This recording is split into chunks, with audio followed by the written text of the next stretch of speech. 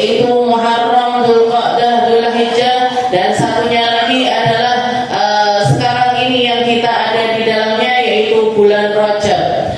Dan Nabi kita Nabi Muhammad SAW kalau sudah masuk bulan Rajab, beliau minta sama Allah Ta'ala untuk dipanjangkan umurnya sampai bisa menikmati ibadah di bulan Ramadan. Beliau berdoa kepada Allah Ta'ala dengan mengatakan, Allahumma barik lana fi Rajab wa Sya'ban wa ballighna Ramadan. Ya Allah, berkahi Rajab kami, berkahi Sya'ban kami, dan sampaikan kami untuk bisa masuk ke dalam bulan mulia, yaitu bulan Ramadannya Allah Subhanahu wa Ta'ala. Maka sesuatu yang semacam ini jangan sampai kita sia-siakan. Sesuatu yang semacam ini jangan kita jadikan sesuatu yang berlalu begitu saja. Kita lakukan sebaik mungkin untuk mencari perkara-perkara yang ada di sisi Allah Subhanahu wa Ta'ala. Para ulama kita menambahkan doa di dalamnya. Selain minta diberkahi Rajabnya dan juga Sya'bannya, mereka menambahkan dengan kalimat wa inna ala siyami wal qiyami wa qiraatil Qur'an wa qanni'na bil yasiri minal manam. Ya Allah, cara kami untuk memberkahi Rajab dan juga Sya'ban kami adalah dengan bantu kami menambah ibadah di dalamnya dengan menambahkan puasa. Oke. Jadi salah satu ibadah yang kita persiapkan untuk masuk ke Ramadan ini yaitu memperbanyak puasa mulai dari bulan Rajab dan juga bulan Sya'ban. Puasa apa aja nggih. Satu Rajab boleh, nanti misalkan ngambil Kamis, Jumat, Sabtunya juga boleh. Dikatakan di dalam kitab Kanzun Najah bahwasanya siapa yang puasa rentetan di bulan-bulan haram, Kamis, Jumat, Sabtu itu digabung, maka pahalanya semacam orang beribadah selama 70 tahun. Yeah. Jadi cuman gabung 3 hari puasa, Kamis, Jumat, Sabtu di bulan-bulan haram, itu pahalanya setara dengan ibadah 70 tahun. Bahkan kemarin saya dengar di salah satu kajian, bukan cuma 70 tahun tapi 700 tahun pahala. Jadi 700 tahun pahala yang didapatkan dari seseorang ketika melaksanakan puasa di hari Kamis, Jumat dan juga Sabtu. Jadi kita lakukan Allahumma wa inna ala siyam wal qiyam. Katanya para ulama, ya Allah bantu kami untuk puasa, bantu kami untuk bisa bangun malam, bantu kami untuk bisa memperbanyak ibadah malam, ala siyam wal qiyam wa qiraatil Qur'an, dan bantu kami untuk bisa memperbanyak bacaan Al-Qur'an, wa inna ala siyam wal qiyam wa qiraatil Qur'an wa qanni'na bil yasiri minal manam, dan bantu kami melakukan itu semuanya dengan modal tidur yang sedikit. Dengan modal tidur yang sedikit. Jadi pahala-pahala yang semacam ini jangan kita sia-siakan. Umatnya Nabi Muhammad SAW ini bonusannya banyak sekali. Jadi bonusan perkara-perkara baik yang bisa mereka dapatkan ini banyak sekali. Maka kita harus mensyukuri perkara yang semacam itu. Kita lanjutkan pembahasan kita di dalam kitab Sulamut Taufiq ila an qala al-muallif rahimahullahu taala wa nafa'ana bi ulumi fid dharain amin. Kalau yang di belakang enggak terlalu jelas suaranya, bukan salah saya nggih. Salah mikir, salah pengeras suaranya. Salah dari prepare apa yang perlu disiapkan. Karena ilmu ini kalau sebelum nyampe ke dalam hati seseorang, nyampenya ke telinga dulu. Maka salah satu modal utama, istilahnya kalau orang perang, senjata utamanya itu ya mic. Kalau dan saya nggak mau teriak-teriak, Istilahnya apa yang bisa saya sampaikan, nggak disediain mic, ya udah saya ngomong seperti apa adanya. Jadi dikatakan di sini Al-Habib Abdullah bin Husain bin Tahir mengatakan wa talaqul bid'ah.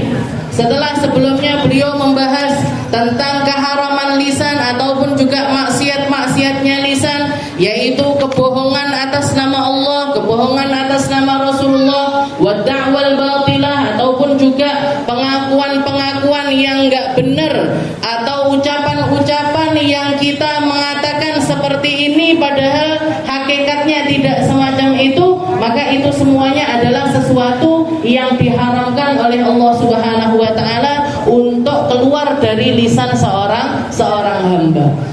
Jadi ngaku-ngaku atau menggunakan namanya Allah, menggunakan namanya Rasulullah sallallahu alaihi wasallam untuk menguatkan apa yang dia inginkan dari hasrat-hasrat keduniawiannya ataupun juga keinginan-keinginan buruk yang ada di dalam diri hamba tersebut, maka itu semuanya dikatakan oleh Nabi Muhammad sallallahu alaihi wasallam, man kadzaba alayya muta'ammidan falyatabawwa maq'adahu minan nar.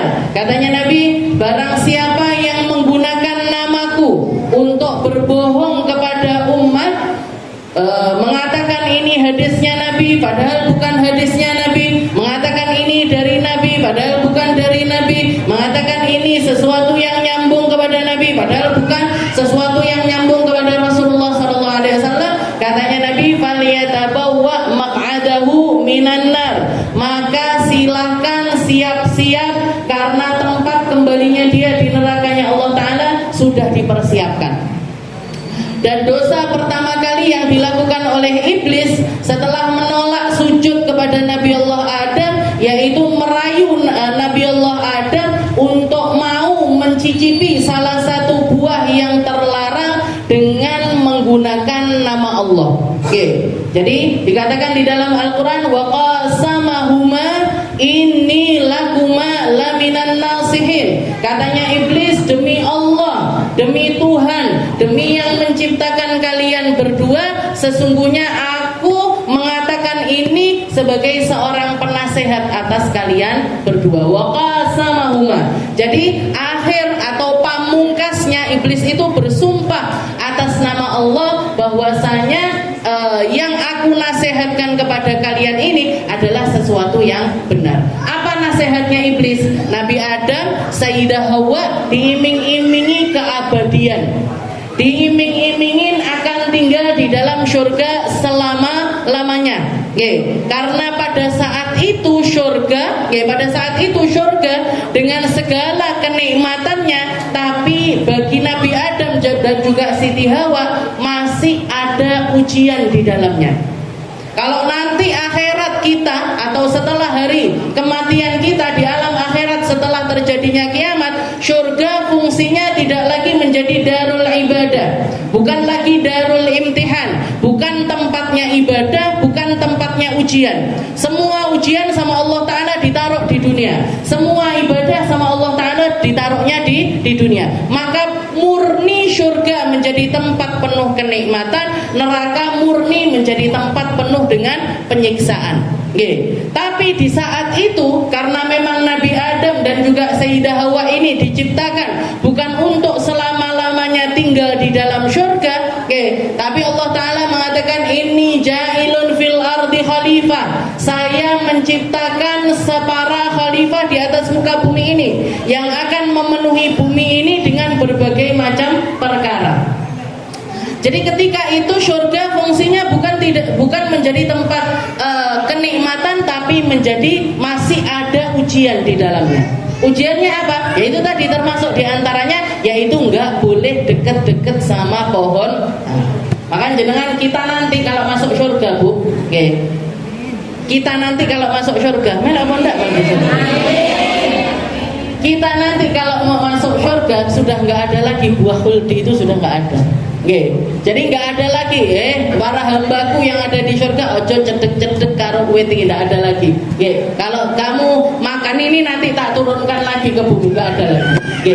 Karena apa? Karena semua ujian, semua ibadah sudah ditaruh sama Allah Ta'ala tempatnya di alam dunia. Maka dikatakan ketika Allah Ta'ala ya Adam la taqrabu hadhihi syajarah, jangan kamu dekat-dekat. Itu adalah ujian, salah satu ujiannya Allah Ta'ala di dalam surga. Maka iblis godain Nabi Adam, godain Siti Hawa untuk melakukan untuk terus dipaksa ataupun juga dirayu untuk mau mencicipi, itu nggak mau sampai akhirnya pamungkasnya ketika iblis itu bersumpah atas nama Allah Ta'ala. Demi Allah, kalau kalian makan ini, kalian akan menjadi makhluk yang abadi. Wa qasamahuma inni lakuma laminan nasir. Makanya ketika didakwa Nabi Allah Adam itu, ketika wahai Adam, sudah aku peringatkan, kamu kok nggak nurut sama aku, kenapa?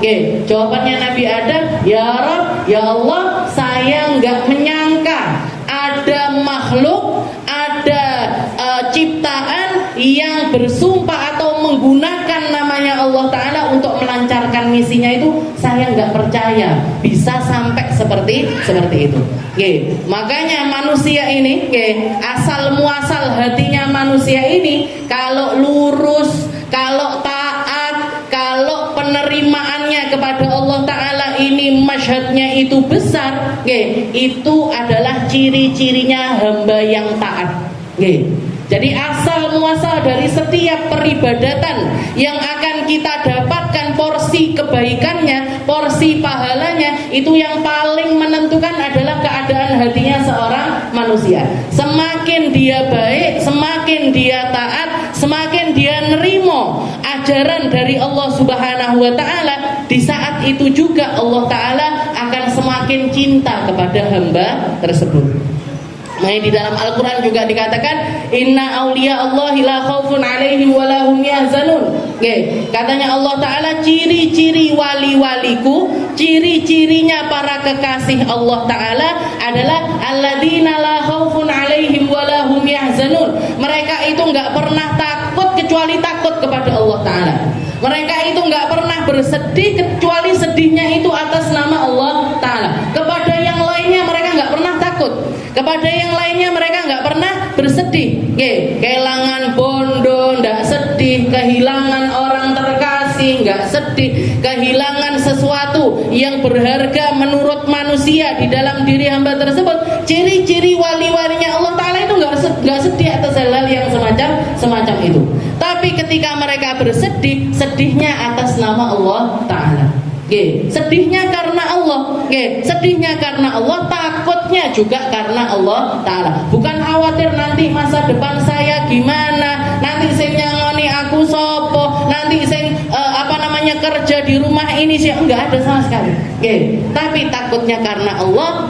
Setelah itu juga ciri-cirinya alladzina amanu wa kanu gimana? Yaitu mereka-mereka, para wali-walinya Allah Ta'ala ini adalah mereka-mereka yang beriman kepada Allah Ta'ala, dan mereka itu menjadikan ketakwaan di kedua mata mereka. Nabi Allah Adam ketika nuruti permintaannya setan, nuruti permintaannya iblis, salah satu hal yang menjadikan beliau melakukan hal tersebut selain karena keinginan penasarannya diri atau karena hawa nafsunya, juga karena dia percaya husnudonnya yang tinggi kepada Allah Ta'ala, bahwasanya nggak ada makhluk yang bakalan berani melakukan hal yang semacam. Tapi tiba enek sing wani, setan karo antek-anteke setan, karo sing nerokne setan, karo sing berjanji untuk jadi anak buahnya setan. Ini yang berani bersumpah atas nama Allah Ta'ala untuk melancarkan segala macam keburukan mereka. Pejabat-pejabat itu nggak ada yang nggak disumpah, Bu. Gitu. Pejabat-pejabat itu nggak ada yang di atas kepalanya nggak disumpah atas nama Allah, yang Islam atas nama Allah, atas nama Al-Quran ini itu. Tapi tiba-tiba bangga korupsian. Berarti apa? Ini tadi daftar dadi anak buahnya setan. Daftar menjadi para maka ini nasibnya gimana? Kalian tabawwa maq'adahu minan nar. Silahkan bersiap-siap karena tempat mereka kembali di nerakanya Allah Ta'ala sudah dipersiapkan. Kalau sudah punya, istilahnya sudah ngeplot tempat. Lah wong Jawa wis ngecisi nggon. Wis tak cisi iki nerakaku sing iki, nerakaku sing iki, nerakaku sing iki. Lek wis dicisi mungkin enggak masuk ke situ. Enggak mungkin. Sudah pasti masuk ke dalam nerakanya Allah Ta'ala. Naudzubillahi min dzalik. Nah, setelah itu dikatakan maksiat selanjutnya adalah wattalaqul bid'i. Nah, ini mungkin buat para laki-laki ya. Wattalaqul bid'i wadhihar. Jadi ada dua kemaksiatan yang khusus untuk para laki-laki. Maksiatnya lisan, maksiatnya mulut yang dikhususkan untuk para kaum laki-laki. Yang pertama adalah at-talaqul bid'i, talak bid'ah, cerai dengan cara yang enggak diajarkan sama Nabi Muhammad sallallahu alaihi wasallam, atau cerai yang tidak diajarkan sama Allah Subhanahu wa taala di dalam tata caranya. Meskipun cerainya itu tetap jatuh, tapi yang melakukannya, pelakunya mendapatkan dosa yang besar dari Allah Subhanahu wa taala. Masuk di dalam kategori dosa apa ini? Masuk di dalam kategori dosanya lisan. At-talaqul bid'i, talak bid'ah. Jadi talak bid'ah itu seperti apa? Jadi kalau di dalam fikih itu talak itu ada dua macam. Cara bercerai atau cara berpisah antara laki-laki dengan perempuan yang ada di dalam naungan sebuah pernikahan, dan dua-duanya sama-sama hidup. Lain lagi kalau pisahnya itu pisah wafat. Kalau pisah wafat ini nggak ada urusannya di dalam perkara ini. Tapi kalau cerai hidup, cerai hidup itu ada dua cara. Ada yang namanya talak sunni, ada yang namanya talak bid'i. Ada yang namanya talak sesuai dengan yang diajarkan sama Allah Subhanahu wa taala di dalam Al-Qur'an, dan semacam yang diperintahkan oleh Nabi Muhammad sallallahu alaihi wasallam dari para sahabat-sahabatnya yang bercerai. Rasulullah selalu memerintahkan mereka untuk melakukannya dengan cara tertentu. Gimana caranya? Seperti yang dikatakan oleh Allah Ta'ala di dalam Al-Quran, Ya ayyuhan nabi, idza talaqtumun nisa fatalliquhunna li'iddatihinna wa ahsul iddah. Katanya Allah Ta'ala, wahai para nabi, idza talaqtumun nisa, kalau kalian berkeinginan untuk menceraikan istri-istri kalian, fatalliquhunna li'iddatihin, maka ceraikan mereka dengan memperhatikan masa iddah mereka. Jadi kalau mau pisah sama seorang perempuan, bukan cuman sekedar pengen pisah aja, enggak, tapi berpisahlah di saat yang istrimu ini atau yang bakalan jadi mantan istrimu ini tidak terlalu terbebani dengan keburukan-keburukan, kesulitan-kesulitan yang berkepanjangan. Fatalliquhunna li'iddatihinna wa ahsul iddah, dan kamu yang bagian menghitung masa iddah mereka. Jadi kewajiban ngitung masa iddah itu di laki-laki, bukan di perempuan. Jadi walaupun perempuan punya kewajiban untuk ngitung, tapi sebenarnya yang dapat kewajiban utama itu adalah para laki-laki. Jadi istilahnya Allah Ta'ala itu, kalau istilahnya memang talak atau cerai itu adalah sebuah jalan keluar yang ditawarkan sama Allah Ta'ala ketika seseorang ini di dalam pernikahannya sudah nggak nemu jalan lagi. Lek wes mentok pas sudah kena nggak bisa dilanjutkan lagi. Sudah kamu benar-benar memutuskan untuk berpisah. Katanya Allah Ta'ala, idza talaqtumuhunna fatalliquhunna li'iddatihin, maka cari momen mencerai di saat yang mereka ini tidak terlalu kesulitan di dalamnya. Cara yang semacam, waktu yang semacam apa itu? Waktu di mana perempuan ini tidak di masa haid dan juga tidak di masa suci yang sempat melakukan hubungan suami istri di dalamnya.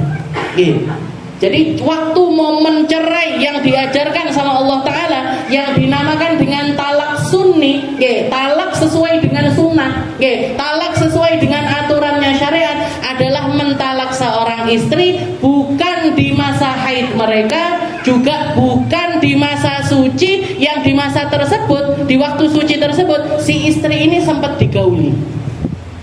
Jangan lihat peraturannya syariat yang begitu sempurna. Dan laki-laki kalau mempraktekkan yang semacam ini, Bu, nggak ada istilahnya cerai karena hawa nafsu, itu nggak akan ada. Padahal mayoritas orang-orang kalau nalak bojone, kan pas emosinya.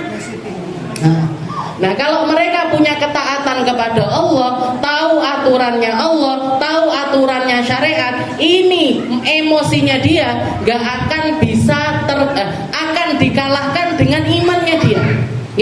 Tapi kalau orang sudah nggak punya iman, ya wes meledak seperti itu. Termasuk diantaranya kenapa kok zaman sekarang itu perceraian banyak sekali. Jangan kalau ke pengadilan agama, itu ada ratusan orang yang daftarkan dokumen perceraian mereka. Sampai ngantri-ngantri, wong arep pegatan itu sampai ngantri-ngantri. Jenengan ingat-ingat zaman-zamannya jenengan dulu. Nom-nomane jenengan biyen. Tahu nom ta, Bu? Zaman dulu-dulu, orang cerai itu nggak gampang-gampang. Orang cerai itu istilahnya kalau memang benar-benar sudah nggak ada jalan lagi untuk mempertahankan pernikahan, baru mereka bercerai. Tapi ketika masih ada jalan, mereka akan melakukan jalan tersebut. Istilahnya ya disabar-sabari, ya ditahan-tahankan, ya dan lain sebagainya. Baru kalau sudah mentok ya mereka cerai. Cerainya itu pun kalau ngikuti aturannya Allah Ta'ala, katanya idza fatalliquhunna liiddatihin. Kamu ceraikan mereka di saat yang tidak memberatkan mereka. Kenapa? Karena perempuan ini setelah cerai, mau itu cerai hidup ataupun cerai wafat, mereka wajib melakukan masa iddah. Masa iddah ini apa? Masa iddah itu adalah masa menunggu, di mana mereka enggak boleh melakukan pernikahan baru di dalamnya. Bahkan kalau mereka melakukan pernikahan di masa tersebut, hukumnya enggak sah. Hukumnya enggak sah. Kalau nikah di masa iddah itu hukumnya tidak sah. Untuk apa tujuan tujuan iddah ini untuk apa? Yang pertama, lima'rifati bara'atir rahim, untuk memastikan kosongnya rahim. Jadi kalau misalkan dia itu cerai sama suaminya, setelah itu menjalani masa iddah, setelah selesai masa iddah dia menikah, setelah menikah dia hamil, dia tahu pasti kalau hamil ini dari suami yang dari bojone sing anyar. Kenapa? Karena sudah jalani masa iddah. Tapi kalau misalkan ada orang cerai hari Senin, Rebo langsung rabineh, Senin pegatan, Rebo rabineh. Habis itu dia hamil. Ini kan yo bingung. Iki anake sapa? Anake bojo siji apa anake bojo loro? Jadi fungsi fungsi iddah yang pertama adalah li ma'rifati bara'atir rahim, untuk memastikan kalau rahimnya ini kosong. Kosong dari apa? Kosong dari bekas-bekas suami pertama. Kosong dari bekas-bekas suami pertama. Setelah itu yang kedua fungsinya untuk apa? Yang fungsi yang kedua, iddah ini untuk menstabilkan kondisi mental dari perempuan tersebut. Karena mau itu ditinggal wafat ataupun karena perceraian, perempuan itu pasti mentalnya terguncang. Jadi mesti dalam keadaan dia butuh untuk menarik diri dari masyarakat, menyendiri, introspeksi diri, mikirkan tentang noto kehidupannya dia untuk selanjutnya di masa iddah tersebut. Dan masa yang paling baik adalah takaran yang paling baik untuk narik diri ya semasa iddah itu tadi. Kalau orang ditinggal wafat suaminya ya 4 bulan 10 hari. 4 bulan 10 hari. Mau kondisinya dia seperti apapun, mau dia masih kecil ataupun sudah monopos ataupun juga seperti apapun, kalau ditinggal wafat suaminya, maka iddahnya mereka adalah 4 bulan 10 hari. Kalau orang hamil sampai melahirkan, kalau orang hamil sampai melahirkan. Tapi ketika mereka ini ditinggal diceraikan hidup, maka iddahnya adalah 3 kali sucian, 3 kali siklus haid suci. Kenapa kok nggak boleh menceraikan di masa haid ataupun di masa suci yang di waktu itu dia sempat digauli? Karena itu akan memperpanjang masa iddahnya mereka. Ketika di waktu haid misalkan, di waktu haid, maka dia harus nunggu sampai suci. Harus nunggu sampai masa suci. Setelah itu nanti setelah suci ngenteni sampai datang haid lagi. Setelah haid lagi, darah yang pertama, kelihatan darah yang pertama itu 1 kali sucian. Nanti suci lagi, haid lagi, darah yang kedua itu 2 kali sucian. Nanti suci lagi, darah yang ketiga. Begitu dia haid yang ketiga, maka selesai masa iddahnya.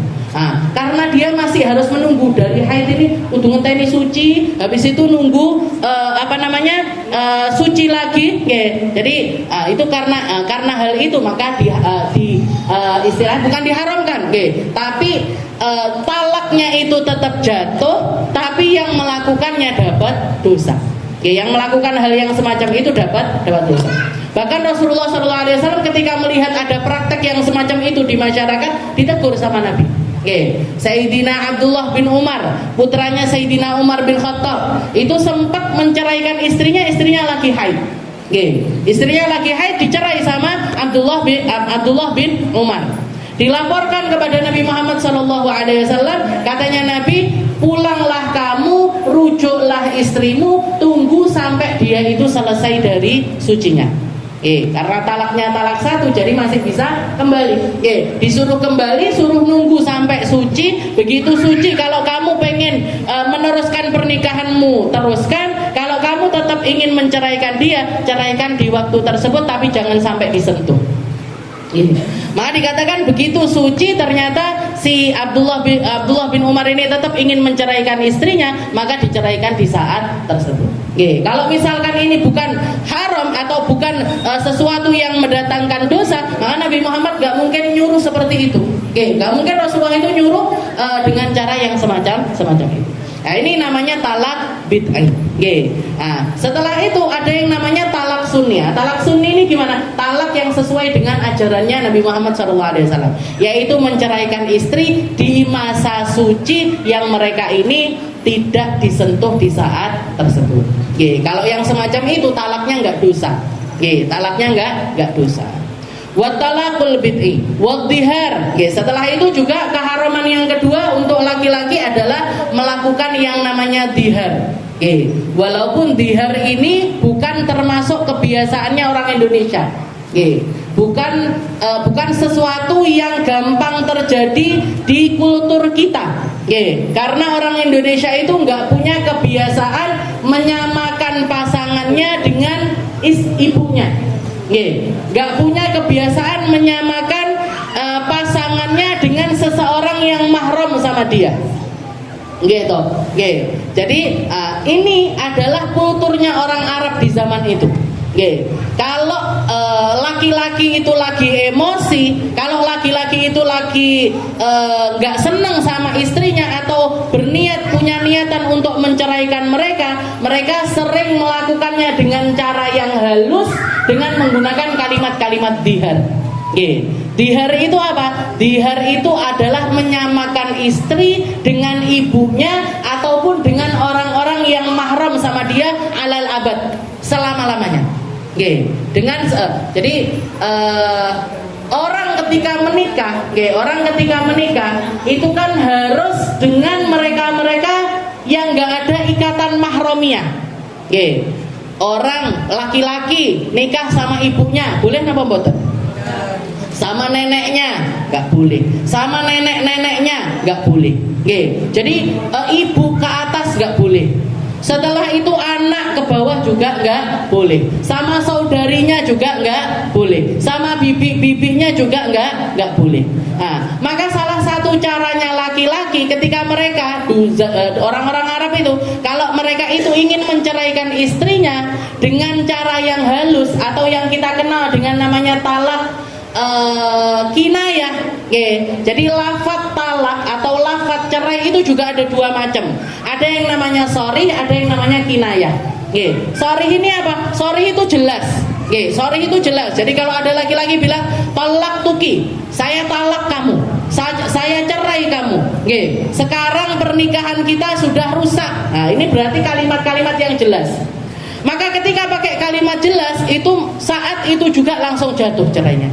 Ya, saat itu juga nggak perlu pakai tabayun, nggak perlu pakai oh tapi suami saya lagi dalam keadaan mabuk, oh suami saya lagi dalam keadaan marah, suami saya nggak bisa. Oke, ketika kalimat itu sudah keluar apapun keadaannya maka langsung jatuh. Oke, langsung jatuh talak 1. Oke, kalau dia ngomong gini saya cerai kamu 1000 kali, padahal jatahnya mek telu. Saya talak kamu 1000 kali. Berarti yang jatuh talak apa? Yang jatuh adalah talak bain, yaitu talak 3. Talak yang nggak mungkin kembali lagi. Nah, itu namanya kalimat sorry, kalimat yang jelas. Tapi ada kalanya kalimatnya talak itu pakai kalimat kinayah, pakai kalimat samaran. Wes mulya sae ning gone omahe mbokmu. Sudah kita jauh-jauhan dulu aja. Atau pakai kalimat-kalimat yang bisa bermakna 2. Punya bisa niatnya bisa cerai bisa, niatnya cuman sekedar omongan gitu aja juga bisa. Memang ada konflik misalkan lagi tengkar. Nah, suami ini bilang, "Wes saya dhewe awakmu ngedo ae. Kamu jauh aja dari aku." Maka itu kan bisa jadi dia niat cerai. Bisa jadi niatnya sawakmu ndeli osek ae. Aku sik pegel iki. Biarkan aku dingin dulu. Tapi nggak ada niatan cerai. Maka gimana ketika kalimat itu pakai kalimat kinayah? Ketika kalimat yang dipakai ini memiliki 2 makna, maka dia hanya akan menjadi kalimat cerai ketika dibarengi dengan niat. Kalau nggak dibarengi niat, maka nggak jatuh cerainya. Nah, termasuk di hari ini juga semacam itu. Kalau laki-laki ini nggak punya niatan untuk menceraikan istrinya, maka nggak jadi talak. Tapi kalau punya niatan untuk menceraikan istrinya, maka itu termasuk talak. Jadi misalkan ada laki-laki bilang seperti ini, wahai istriku, oh kalau mau cerai nggak pakai gitu. Jadi ngomongnya Mah, misalkan, Mah, kamu bagi saya semacam ibuku. Kamu bagi saya semacam ibuku. Berarti apa? Berarti haram untuk digauli sebagaimana dia haram menggauli ibunya. Jadi ketika pakai kalimat yang semacam itu, biasanya kalau orang-orang Arab ketika mengatakan yang semacam itu langsung dibarengi dengan kalimat talak. Anti alayya ka dhahri ummi, kamu bagi saya semacam punggung ibuku, fa anti taliqah, maka kamu sekarang saya cerai. Nah, itu kebiasaannya orang Arab semacam menyamakan istrinya dengan salah satu orang yang mahram sama dia. Entah itu ibunya, entah itu saudarinya, entah itu bibinya, entah itu ponakannya, entah itu cucunya. Nah, maka itu semuanya dianggap sebuah kalimat cerai. Dianggap sebuah kalimat cerai.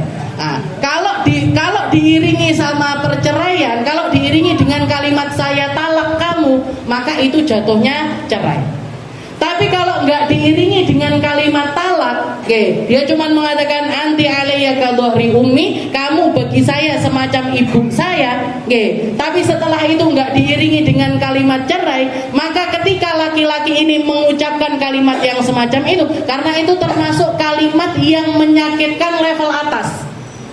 Kalimat yang sangat menyakiti hati seorang perempuan, yaitu disamakan dengan orang-orang yang nggak halal atau nggak boleh dinikahi oleh laki-laki tersebut. Jadi disamakan dengan orang-orang yang mahram sama laki-laki, maka itu hukumnya adalah sesuatu yang menyakitkan. Makanya Allah Ta'ala di dalam Al-Quran, alladzina yudhahiruna minkum min nisaihim ma hunna ummahatuhum inna ummahatuhum illallahi waladnahum. Katanya Allah Ta'ala, jangan sampai kalian itu menyamakan istri kalian dengan ibu-ibu kalian, karena yang namanya ibumu adalah yang melahirkan kamu, sedangkan istrimu bukan orang yang melahirkan dirimu. Yang melakukan hal yang semacam itu telah mengucapkan kalimat yang mungkar. Jadi bahasanya Allah Ta'ala, kalimat yang semacam itu adalah kalimat yang mungkar, kalimat yang penuh dengan kebohongan. Karena nggak mungkin istri itu bisa setara dengan ibu. Istri boleh dinikahi, ibu nggak boleh dinikahi. Dan normalnya otaknya manusia yang saliman, yang lurus itu nggak mungkin punya rasa dengan orang-orang yang mahram sama mereka. Jadi normalnya manusia, kalau nggak terkontaminasi dengan sesuatu yang nggak benar, itu nggak mungkin punya hasrat sama ibunya sendiri, itu nggak mungkin. Jadi sebagaimana perempuan nggak mungkin punya hasrat sama bapaknya sendiri, nggak mungkin punya hasrat sama saudara laki-lakinya sendiri, sama ponakan lah, nggak mungkin. Nah, begitu juga dengan laki-laki, nggak mungkin punya hasrat sama orang-orang yang mahram sama dia. Nah, ini kok bisa sampai menyamakan istrinya dengan orang-orang yang bukan mahram? Kalau misalkan itu dia ngomongnya guyon tok, gue ini, nah itu berarti apa? Ada masalah lurusnya pikiran di dalam diri orang tersebut. Berarti otaknya nggak normal ini. Kok sampai bernafsu atau bersyahwat sama orang-orang yang mahram dengan dia. Makanya dikatakan sama Allah Ta'ala, itu adalah kalimat yang mungkar, kalimat yang penuh dengan kebohongan. Ketika keluar dari lisannya seorang laki-laki, hukumnya adalah haram. Dosa dhisik niki. Laki-laki yang melakukan hal yang semacam itu, dia berdosa terlebih dahulu. Dan dulu di zaman Nabi ada seorang perempuan. Dulu asal hukumnya, orang kalau melakukan dihar, berarti istilahnya orang laki-laki ketika melontarkan kalimat dihar, maka itu langsung menjadi sebuah perpisahan antara laki-laki dengan perempuan ini tadi. Langsung jatuh talak istilahnya. Maka dikatakan pada saat itu ada seorang laki-laki nalak dihar istrinya, ngomong sama istrinya kalimat yang semacam itu, anti alayya kadhri ummi, kamu bagi saya semacam ibuku. Perempuan istrinya ini tadi yang dihar ini tadi namanya adalah Khawlah bintu Tha'labah. Sayyidah Khawlah ini perempuan yang cerdas. Perempuan yang istilahnya memiliki keimanan yang luar biasa. Maka ketika suaminya itu melakukan yang semacam itu, nggak terima deh. Alasannya apa? Katanya istrinya, katanya Khawlah ini, dulu kalau kamu ceraikan saya ketika saya masih cantik, ketika saya masih muda, ketika anak-anak saya belum banyak, nggak apa-apa kamu ceraikan saya bakalan nyari laki-laki yang lainnya. Lah sekarang kamu menceraikan saya di usia saya yang sudah tua. Istilahnya sudah kamu ambil semua kebaikan dari saya, kamu ambil kecantikan saya, kamu ambil semua hal yang indah dari diri saya, wes entek apinya dilepeh.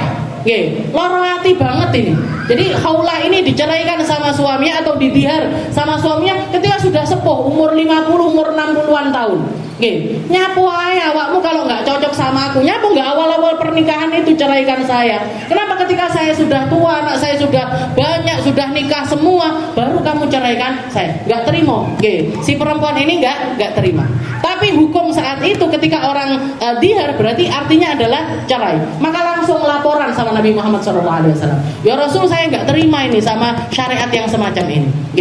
Makanya dikatakan baru ini ada orang berani demo di depan Nabi Muhammad SAW ngenyang hukumnya Allah Ta'ala. Jadi istilahnya nggak terima sama hukumnya Allah Ta'ala. Maka dikatakan waktu itu Khawlah itu ngomongnya sama Nabi Muhammad bisik-bisik, ya Rasul, kalau begini, istilahnya curhat tentang suaminya, perlakuan suaminya kepada dia. Lirih banget. Sayyidah Aisyah waktu itu dikatakan, saya waktu itu lihat Khawlah itu masuk ke rumah saya, curhat sama Nabi Muhammad SAW. Saya itu nempelin telinga saya untuk nyari tahu muping ini lagi ngomongin apa, itu nggak kedengeran. Saking lirih curhatannya Khawlah ini kepada Nabi Muhammad. Tapi Rasulullah ketika dicurhati semacam itu, beliau tetap mengatakan, ya ini artinya cerai wahai Khawlah, ini artinya cerai wahai Khawlah, ini nggak ada jalan kembali lagi wahai Khawlah. Katanya Khawlah, nggak terima saya ya Rasul, harus ada jalan keluar ini. Kalau jenengan nggak bisa, tak adukan sama Tuhan saya. Jadi Nabi Muhammad SAW diancam sama Khawlah. Kalau jenengan nggak bisa menyelesaikan, saya yang ngadu sama Allah Taala. Mandi Pak, dikatakan waktu itu Khawlah pulang, ngambil wudhu, ngambil sajadah, sujud, doa, tadarruk, minta sama Allah Taala untuk dikasih jalan keluar. Maka nggak lama setelah itu turun ayat yang kita kenal dengan nama surat Al-Mujadilah. Bukan Al-Mujadalah, Nabi Al-Mujadilah. Al-Mujadilah itu artinya perempuan yang mendebat Nabi. Siapa? Ya Khawlah ini. Yang dinamakan Al-Mujadilah itu ya Khawlah itu tadi. Katanya Allah Ta'ala di awal ayat itu, qad sami'allahu, wahai Muhammad, Allah Ta'ala telah mendengarkan kalimat perbincangan kalian berdua, yang tashtaki ilallah, di mana dia itu curhat kepada Allah Ta'ala untuk diberikan jalan keluar dan lain sebagainya. Maka Allah Ta'ala ngasih jalan keluar. Di hari itu ketika kalimat yang keluar itu adalah dihar, diganti sama Allah Ta'ala dari perceraian menjadi sebuah sumpah. Jadi disamakan dengan sumpah. Kalau orang yang kadung melakukan dihar, dia berdosa. Maka caranya kembali dari dosa ini apa? Ya taubat. Setelah taubat apa? Setelah taubat ada yang namanya kafarat, ada yang namanya pengguguran dosa. Sebagaimana jenengan kalau melakukan sebuah kesalahan, harusnya ya melakukan pengguguran dosa. Setelah taubat ya melakukan pengguguran dosa. Cara melakukan pengguguran dosa ini caranya gimana? Macam-macam. Bisa pakai sholat, bisa pakai sedekah, bisa pakai puasa dan lain sebagainya. Nah, untuk di hari ini Allah Ta'ala yang menentukan. Yang menentukan. Kalau dia tidak dibarengi talak, maka nggak jadi talak. Tapi si pelaku ini berdosa. Nah, namanya dosa zihar. Cara kembalinya gimana? Dikatakan wa fihi kafarah, ada kafaratnya. Ilam yutalik ba'dahu fauran wa hiya itqu raqabatin mu'minah. Cara pertama kalau mau keluar dari dosa tersebut yaitu dengan memerdekakan seorang budak perempuan. Di zaman perbudakan dulu.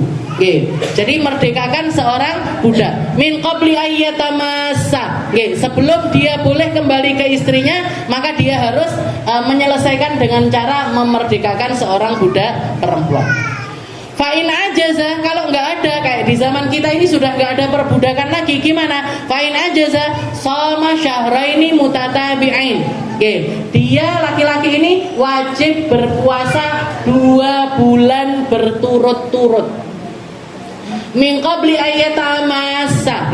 Allah Ta'ala menekankan lagi, sebelum kamu menyentuh istrimu, kamu harus puasa dulu selama 2 bulan berturut-turut.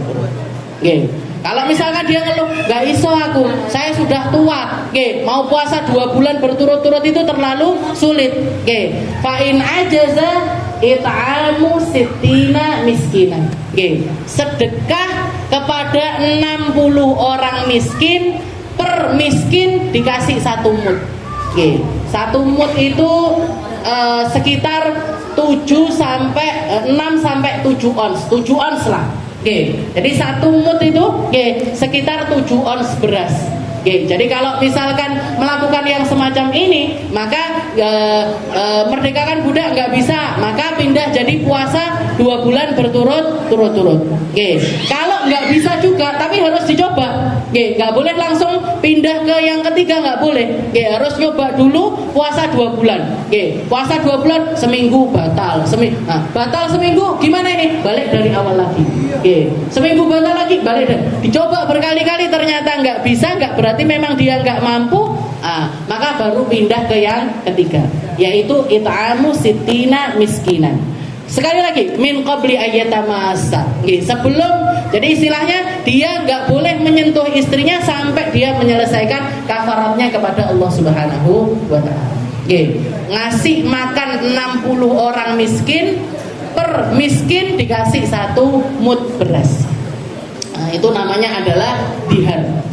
Menyamakan istri dengan orang-orang yang mahram walau juz'an. Bahkan dikatakan walaupun sebagian dari fisiknya si istri tersebut. Rambutmu koyok rambut ibuku, kupingmu koyok kupingnya ibuku, irungmu koyok irungnya ibuku. Walaupun cuma sebagian, dengan niatan dengan niatan memang menganggap fisik yang halal sebagai fisik yang haram. Nah itu. Kalau misalkan cuma mirip semacam podotok, tidak masalah. Kayak misalkan, oh istriku rambutmu kayak rambutnya ibuku, nyapa mas, podo-podo rontok. Pipimu semacam pipi ibuku, kenapa? Sama-sama berjerawat. Kakimu kayak kakinya ibuku, kenapa? Kerep cantengan misalnya. Ini berarti itu bukan dihar namanya. Itu namanya bukan dihar. Jadi dihar itu adalah menyamakan fisik istri dengan fisik orang-orang yang mahram dengan kita dari segi tamattu, dari segi kehalalan mereka untuk melakukan hubungan suami istri. Bukan untuk yang lainnya. Bukan karena sebab yang lainnya. Jadi kalau misalkan alasannya itu bukan hal yang semacam itu bukan termasuk sebuah dihar. Bukan termasuk sebuah dihar. Jadi dua dosa ini dosanya laki-laki. Dua dosa ini dua dosanya laki-laki, bukan dosanya para perempuan. Tapi kita perlu untuk tahu, perlu untuk mengerti. Pertama juga biar kita ngajarin istilahnya anak-anak kita yang laki-laki dan lain sebagainya, biar jangan sampai masuk di dalam perkara yang semacam. Dan juga kita jadi tahu betapa detailnya aturannya Allah Ta'ala di dalam mengatur umat manusia. Jadi orang itu kalau ngerti hukumnya Allah Ta'ala, kalaupun misalkan terjadi sebuah perceraian, gak akan terjadi perceraian yang istilahnya penuh dengan konflik, penuh dengan drama dan lain sebagainya, nggak akan. Karena apa? Karena landasannya kalau mereka menikah karena Allah Ta'ala, mereka bercerai pun juga karena Allah Ta'ala. Karena memang sudah nggak bisa nggak bisa dipertahankan lagi, maka di zaman Nabi itu banyak terjadi. Sayyidah Zainab, istrinya Rasulullah SAW, itu dulunya cerai juga. Padahal yang jodohin Nabi, yang nikahkan Nabi. Nah kalau ada orang bilang, saya kok bisa bercerai padahal saya yang nikahkan orang alim, Pak Kiai saya, guru saya. Ini Nabi Muhammad SAW nikahkan anak angkatnya, dijodohkan sama salah satu kerabatnya Rasulullah SAW, tapi ujungnya juga bercerai. Bahkan setelah perceraian tersebut, Rasulullah SAW nikah sama perempuan tersebut. Satu-satunya pernikahan yang diabadikan sama Allah Ta'ala di dalam Al-Quran, pernikahannya Nabi sama Sayyidah Zainab. Pernikahan Nabi sama Sayyidah Zainab. Katanya Allah Ta'ala, wa idza qadha Zaidun minha wataran zawwajnakaha. Katanya Allah Ta'ala, kalau sudah selesai urusannya Zainab dengan Zaid, jadi Zaid ini Zaid bin Harithah, mantan anak angkatnya Rasulullah SAW. Seorang anak yang diopeni sama Nabi sampai gede. Setelah gede, bapak aslinya itu datang. Setelah itu bilang sama Zaid, Zaid kamu pilih ikut bapak apa ikut Muhammad bin Abdullah? Katanya si Zaid bin Harithah ini, saya lebih memilih untuk ikut sama Muhammad bin Abdullah.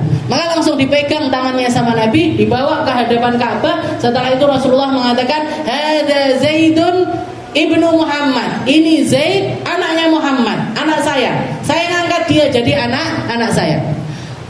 Yarithuni wa arithuhu. Kalau dia mati duluan, saya mewarisi hartanya dia. Kalau saya yang mati duluan, dia mewarisi harta saya. Istilahnya apa? Istilahnya diikrarkan dia jadi benar-benar anak kandung, setara dengan anak kandung saya. Saking cintanya Nabi dengan Zaid bin Harithah. Tapi setelah dewasa, setelah itu sebelumnya Allah Ta'ala mengharamkan at-tabanni, mengharamkan penisbatan seorang anak selain kepada ayah kandungnya. Maka yang dulunya Zaid bin Harithah ini dipanggil Zaid bin Muhammad, maka dikembalikan jadi Zaid bin Harithah. Dulunya dipanggil Zaid bin Muhammad, putranya Rasulullah Shallallahu Alaihi Wasallam. Nah, setelah dewasa dijodohin sama Nabi, dijodohin sama sepupunya beliau sendiri, namanya Sayyidah Zainab. Sayyidah Zainab orang terpandang, anaknya orang kaya, anaknya orang berpunya. Sedangkan Zaid mantan budak. Istilahnya dari segi kafaah itu enggak setara. Dari segi kesetaraan kehidupan itu benar-benar jomplang. Makanya salah satu yang perlu dipikirkan ketika mau jodohin orang, mau menikahkan seseorang, jangan kalau nyari mantu, cari yang sekafaah, Bu. Anak yang pernah mondok, ya dijodohkan sama anak yang pernah mondok. Anak yang sekolahnya di luar, ya disetarakan sama yang bisa ngiringi kehidupannya dia. Karena kadang-kadang yang bikin konflik itu bentrok-bentrok yang ini biasanya begini, ini biasanya begitu, jadi satu nggak bisa disamakan.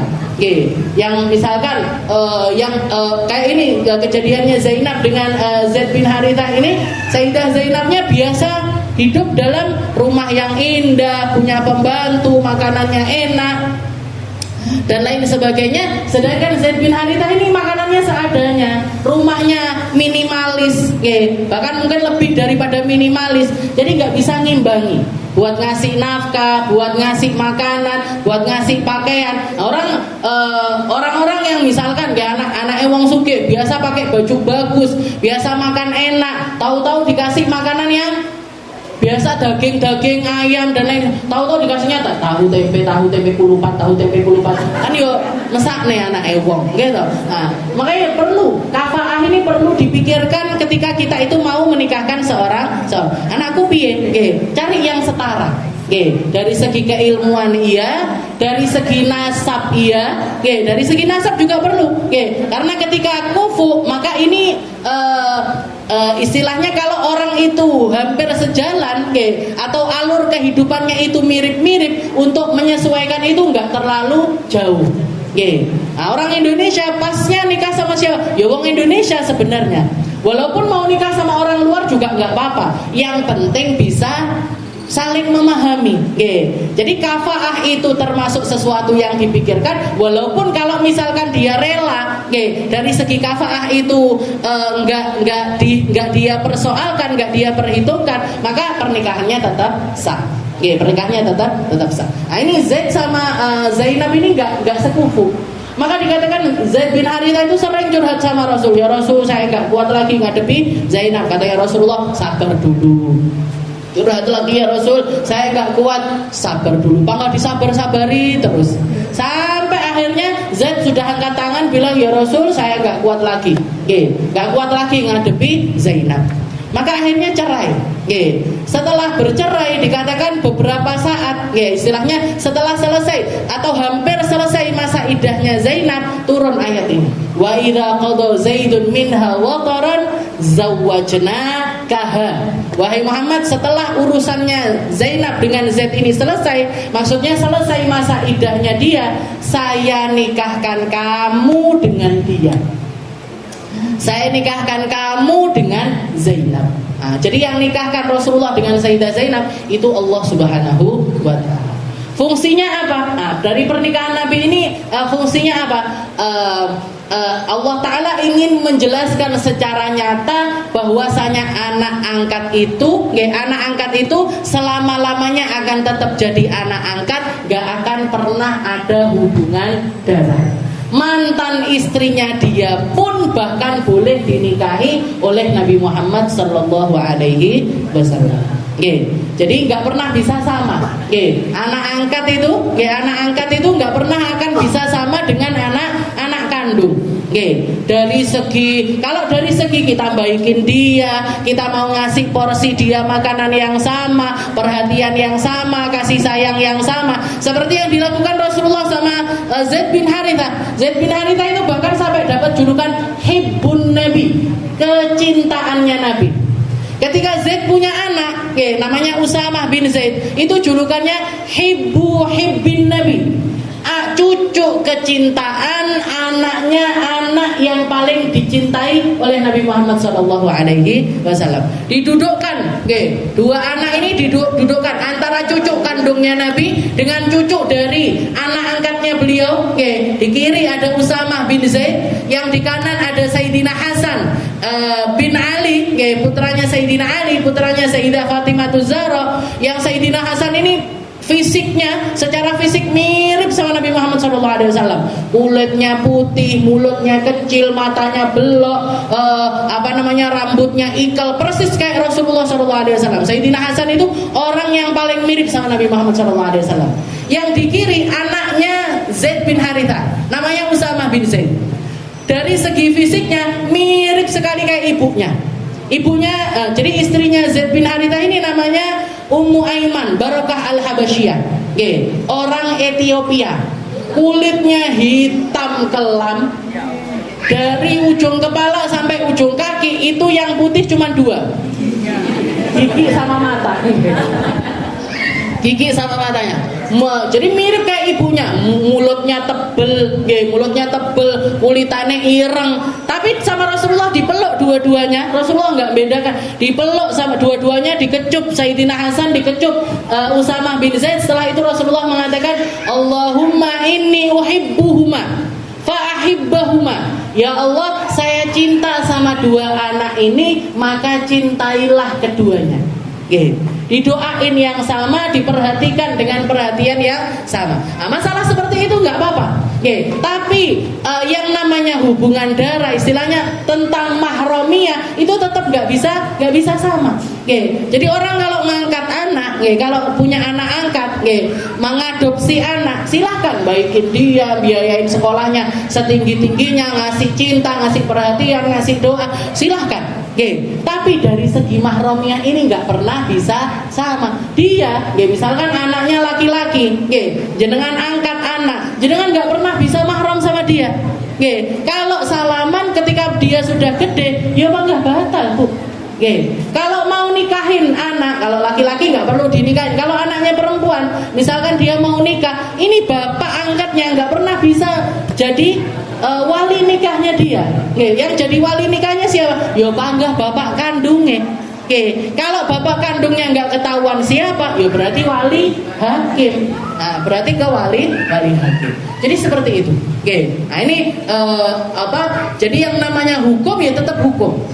Yang dulunya Rasulullah mengikrarkan yarithuni wa arithu. Kalau dia mati duluan, saya jadi ahli warisnya dia. Kalau dia mati duluan, saya jadi ahli warisnya dia. Kalau saya mati duluan, dia jadi ahli waris saya. Nah, itu langsung terbantahkan dengan adanya keharaman tersebut. Anak angkat gimana? Jatahnya gimana? Kalaupun misalkan mau ngasih jatah warisan buat si anak angkat ini, maka nggak boleh lebih dari sepertiga harta.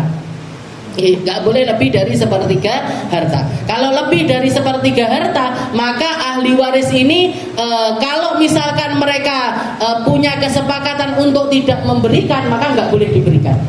Kalau ahli warisnya mengatakan ya wes nggak apa-apa, kayak wasiatnya bapak dikasih sepertiga, maka silahkan dikasih sepertiga. Tapi kalau misalkan banyak yang nggak setuju, maka nggak boleh diberikan. Jadi bukan lagi haknya si bapak, tapi menjadi haknya para ahli waris. Kalau ngasih hadiah silahkan. Tak kene omah monggo. Tak tukokne mobil silahkan. Nikah tak biayai pernikahannya silahkan. Tapi kalau hal-hal yang kaitannya dengan syariat, maka itu nggak bisa diotak-atik. Nggak bisa diotak-atik. Wa talaqul bid'i wa dhihar fihi kafaratun illam yutalliq ba'dahu fauran wa hiya. Itu tadi Jadi talak bid'i adalah keharaman, dhihar juga keharaman. Kalau sampai melakukannya maka kafaratnya itu tadi. Merdekakan budak, kalau nggak bisa merdekakan budak puasa 2 bulan berturut-turut. Jadi sebelum melakukan hubungan suami istri ini harus selesai dulu. Jadi puasa 2 bulan berturut-turut. Kalau nggak bisa juga maka dengan bersedekah kepada 60 orang miskin, per orang miskin dikasih satu mud beras 7 ons. Wa min halahnu fil Quran wa illam yukhillu bil ma'na wallahu a'lam bissawab. Insyaallah kita lanjutkan di pertemuan yang selanjutnya.